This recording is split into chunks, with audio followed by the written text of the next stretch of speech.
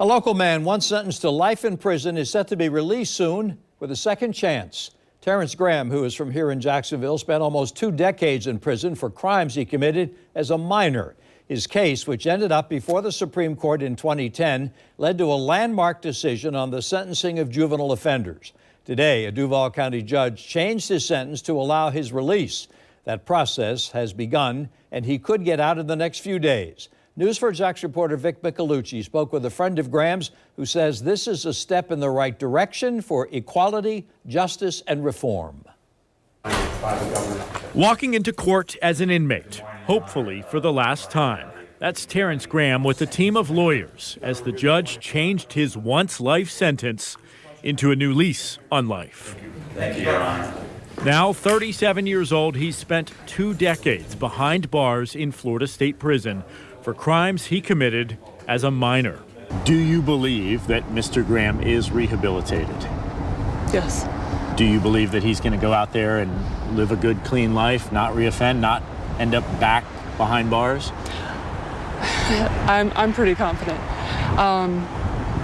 When you get to interview him, you'll see what I see. Jessica Richardson has always seen promise in him. She's a social worker who founded the group Plead the Eighth after reading about his case. The co-founder is Terrence Graham. By the way, the Eighth Amendment to the Constitution states, excessive bail shall not be required, nor excessive fines imposed, nor cruel and unusual punishments inflicted. How was he treated in the criminal justice system? In my opinion, his punishment was excessive, both times. Graham's score sheet is 60 months. That's 5 years. A mandatory minimum for a possession of a gun is 10 years. So 5 years, 10 years, life without parole, that's a little excessive. In 2003, when he was 16 years old, Graham and 3 other teens tried to rob a barbecue restaurant in Jacksonville. Graham, who was charged as an adult, pleaded guilty to first-degree felony armed burglary with assault and battery. He was released and 6 months later was charged with home invasion robbery when he was just 17 years old. That made him eligible for life in prison according to Florida law at the time. The law changed in 2014, now requiring juveniles to get a review of their sentence after 20 years. He needed to be held accountable, of course, but not that long. Richardson says the two are already working on getting justice for other people sentenced to life at an early age. Graham telling her he wants to help the community he once harmed.